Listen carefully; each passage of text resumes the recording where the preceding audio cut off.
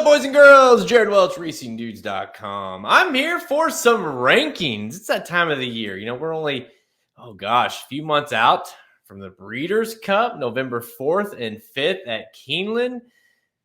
I mean, I know we talk about the Classic, and of course, for good reason. That Classic division is awesome this year, and it's going to be very exciting to see which 3-year-olds can step up against the boys and against the older boys, I should say, and you know, how's flight line, all those things.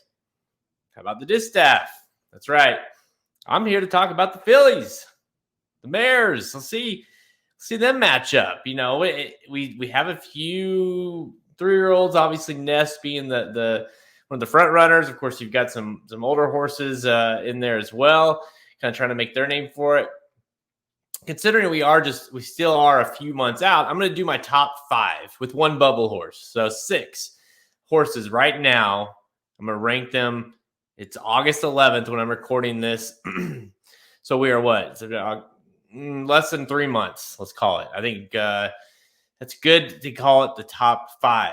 The top 5. That's right. I had to almost count with my fingers to see how many months. I know. I'm not smart. But I am here to give you some picks for my top 5 Breeders Cup Longines Distaff. Let's start from the bottom top. Number 6, or my bubble horse, Secret Oath. She's tough, right? Because obviously she's won the Kentucky Oaks. You can't take that away from her. She was awesome this year against the fillies, and then she got in the coaching club. You know, kind of after trying the Preakness, after trying the Arkansas Derby, of course, winning the Oaks in between there, and then goes to the coaching club American Oaks and just got thrashed by Nest. And, you know, she's just been one of those horses this year that she is capable. I mean, she runs her race pretty much every time. I don't quite think she's good enough to win a race like the Distaff. Unless she continues to, or kind of bounces back and maybe takes some time off. It doesn't sound like she's going to. You know, it's the Lucas way, runner. So, you know, she's a frustrating horse because if you play against her like, you know, we did in the Kentucky Oaks, see what happens. And if you want to try to pick her, if you backed her in the CCA Oaks, that was rough on you too, you know. So she's a tough horse, but she's deserved the shot, and it definitely deserves to be on my list here. So that's why she's a bubble horse. She certainly could improve and get into that top 5. She was in the top 5 for that matter at one point this year. All right, talk about the top 5. Let's start with the 5, Malathaat. Talk about a frustrating horse. I mean, is it just me, or does it feel like she's had like potential star? You know, it's like, oh, she could be it. This could be the time, and she just can't quite, can't break through, right? You know, this isn't talking about the Oaks. She's the Oaks winner of last year. You know, lost in the CCA Oaks last year, won the Alabama. In the Distaff, she ran an okay third, but of course, you know, we know what happened there. The Japanese horse came in. Maybe that's the key to the Distaff division this year. Just pick whatever Japanese horse they bring in. Maybe that's the horse. I don't know, because she can't quite seem to get it done. You know, she comes back, wins the double oak dare, can't win the Phipps, can't win the Chuvy. She's frustrating because you do feel like the talent is there, and if she were to sneak up and win a race like the Distaff, you wouldn't be shocked because she's a good horse, and obviously I think she's going to continue to get better, even if she wins next out, which sounds like it. What's interesting about my list here is a lot of these horses are going to be facing each other next out, you know. So if she were to go and win the Personal Instant, say, she bumps up the rankings big time. But do you trust her enough to win a race like the Distaff? We'll see. But for right now, she's number 5. Number 4, Letruska. Maybe frustrating is like the key word of this list. It is certainly for these first few I'm mentioning. Letruska, I mean, when she's good, she's great. And when she's not good, she's terrible. I mean, she's not like you get all or nothing with her. You know, she goes and just, you know, wins all those races in a row last year, then gets in the Distaff and awful. Finish, you know, it was awful. Finished 10th. Comes back, wins the Royal Delta, wins the Apple Blossom, the Ogden Phipps. Terrible, just awful. And we haven't seen her since. She's been working. Sounds like the personal ensign might be her return race. We'll see. You got to really keep an eye on her. I mean, will we see her again? I think we will, but she's been working out. But I guess the next part of that question is, will we see her the same that we've seen her in the past? She's an all or nothing horse, like I said. Another one like Malathaat, I feel like, frankly, my top two are really the only two that I feel confident in, because Letruska could win the personal ensign, and then next out could run off. Maybe that's the distaff. So she's a tough one, but she certainly has earned the right. She's the Apple Blossom winner, the Royal Delta winner, of course, a very top tier horse when she is at her best. So number 4, Letruska.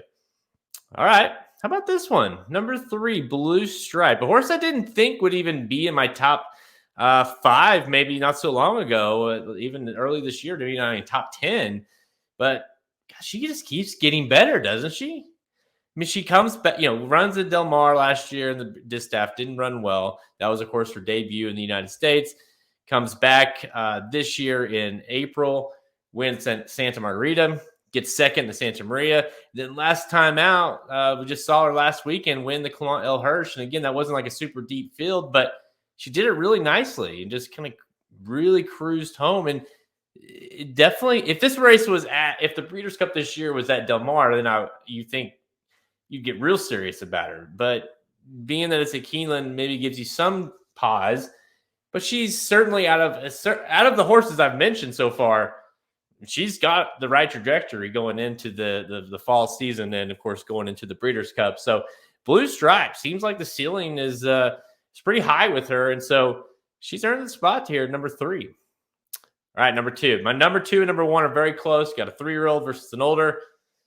You can think you could go either way. I almost ranked Clairiere 1, but I put her 2. Clairiere. This horse has rattled off 2 in a row now, winning the Ogden Phipps, winning the Chuvie. She is, a curling horse for Asmussen, who just seems like she's getting better and better as she's gotten older. She kind of had the MO previously of being a horse that would run a really good second or a really good third, just can't quite get there, running up late, that kind of thing. But the way he's campaigned her this year has been very interesting, going to that allowance race at the fairgrounds after that distaff and dominated.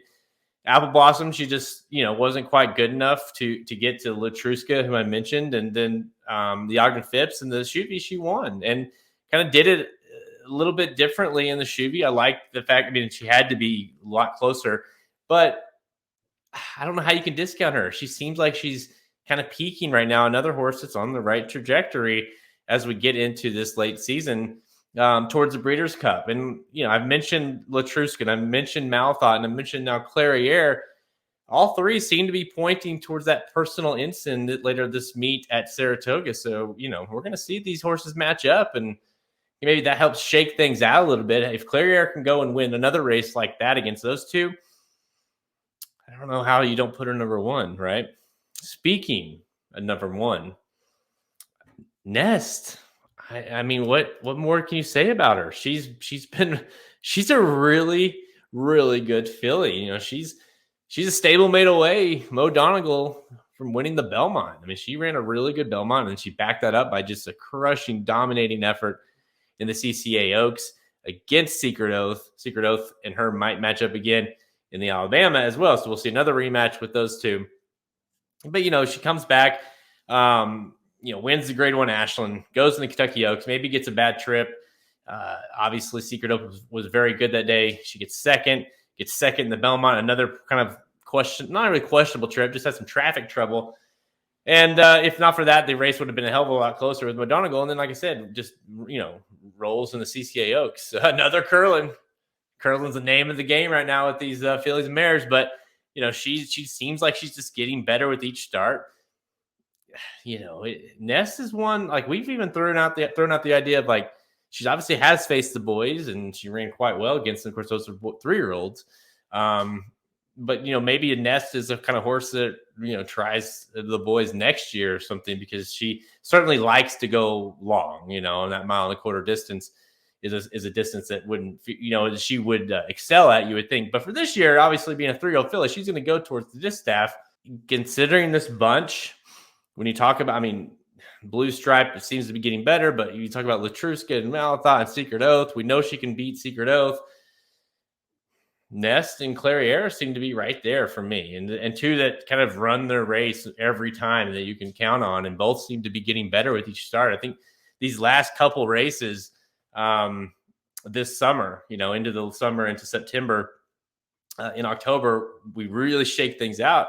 This division's tough. Even if you sit here today, like, can Nest beat Clairiere? Can Clairiere beat Nest? I think Nest is better than Clairiere, and I right now that's the horse I would have most confident backing in the distaff, but a lot can change. So these rankings will continue to evolve, and of course, as we get closer and these fields start to fill out a little bit of who might be coming, I'll expand the top 5 into the top 10 to get a better idea.